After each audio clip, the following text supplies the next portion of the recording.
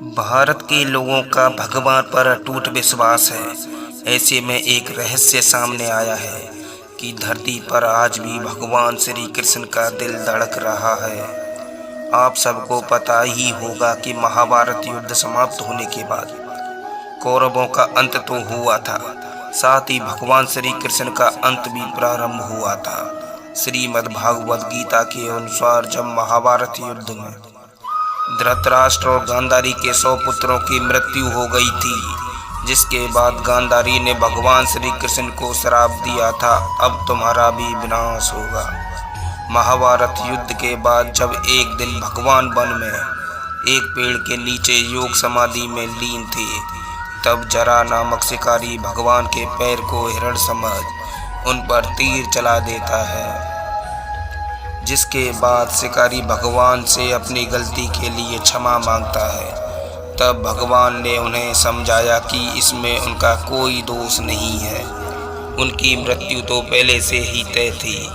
साथ ही भगवान ने उन्हें त्रेता युग की बात बताई कि मैं त्रेता युग में राम अवतार में जब मृत्यु लोक आया था और तब तुम सुग्रीव के बड़े भाई बाली थे और मैंने तुम्हारा छिपकर वध किया था। ये मेरे पिछले जन्म में मिला है। इतना कहकर भगवान श्री कृष्ण अपने शरीर का त्याग कर दिया। इसके बाद जब अर्जुन द्वारका आए तब कृष्ण और बलराम दोनों की मृत्यु हो चुकी थी। जिसके बाद अर्जुन ने दोनों भाइयों का अंतिम संस्कार किया। कहा जाता है कि श्री कृष्ण और बलराम दोनों का शरीर जलकर राख हो गई थी, लेकिन श्री कृष्ण का हृदय राख नहीं हुआ था। कुछ समय बाद समस्त द्वारका नगरी समुद्र में समा गई, जिसके अवशेष आज भी समुद्र में मौजूद हैं। भगवान का हृदय लोहे के मुलायम पिंड में परिवर्तित हो गया था। अवंतिकापुरी के राजा इंद्रधुम्न भगवान विष्णु के बहुत बड़े भक्त थे और उनके दर्शन के अभिलाषी थे। एक रात उन्हें भगवान नारायण का सपना आया कि भगवान उन्हें नीले माधव के रूप में दर्शन देंगे। जिसके बाद राजा भगवान नीले माधव के खोज में निकल गए। राजा को बहुत दिनों की खोज के बाद नीले माधव मिले। तब उन्हें अपने साथ लाकर जगन्नाथ मंदिर में उनकी स्थापना कर दिया। एक बार नदी में स्नान करते समय इंद्रधुम्न को पानी में लोहे का पिंड तैरता हुआ दिखाई दिया, जिसे देख राजा आश्चर्य में पड़ गए और उस पिंड को अपने हाथ में उठा लिया।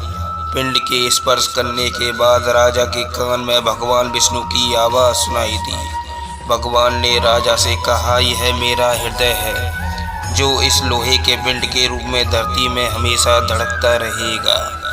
राजा ने उस पिंड को भगवान जगन्नाथ के मंदिर में स्थापित कर दिया और सभी को सावधान करते हुए उस पिंड को छूने और देखने के लिए सख्त मना किया।